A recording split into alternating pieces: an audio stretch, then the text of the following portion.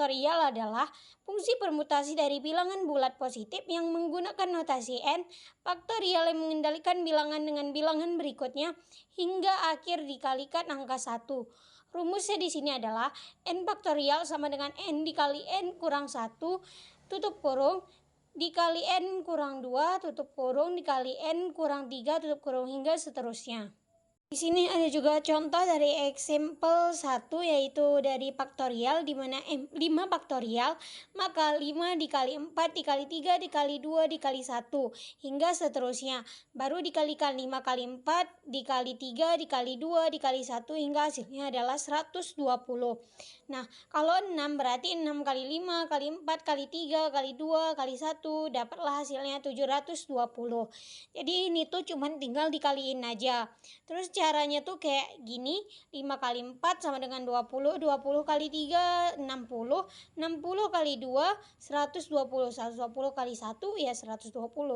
Jadi di sini juga ada contoh dari 5 faktorial per 3 faktorial. Nah, pertama kita ubah dulu nih 5 faktorialnya. Berarti 5 dikali 4 dikali 3 dikali 2.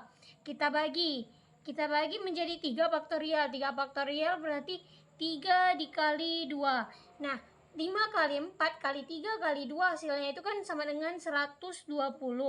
Dibagi 3 kali 2 ada berapa? 3 kali 2 itu 6 sama dengan 120 bagi 6 hasilnya adalah 20.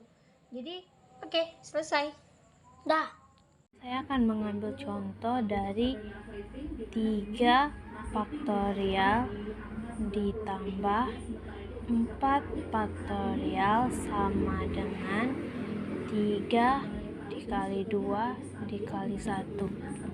4-nya 4 dikali 3 dikali 2 dikali 1. 3 dikali 2 6, 6 dikali 1 6, beda adalah 6. 4 dikali 3 12, 12 dikali 2 24, 24 dikali 1 sama 24. Jadi kita tambahkan 6 ditambah 24 sama dengan 30. Jadi hasilnya sama dengan 30. Di sini ada contoh nomor 5. Contoh nomor 5 ini adalah 5 faktorial dikurang 3 faktorial. Jadi ini kita kaliin dulu, baru pas sudah dapat hasil baru kita kurangin jumlahnya nanti.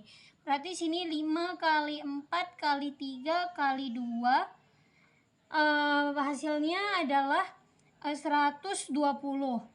Kita buat 120, terus 3-nya ini kita juga buat 3 faktorial berarti hasilnya 3 kali 2 hasilnya sama dengan 6. Nah, hasil dari 120 dan juga 6 ini kita kurangin nih.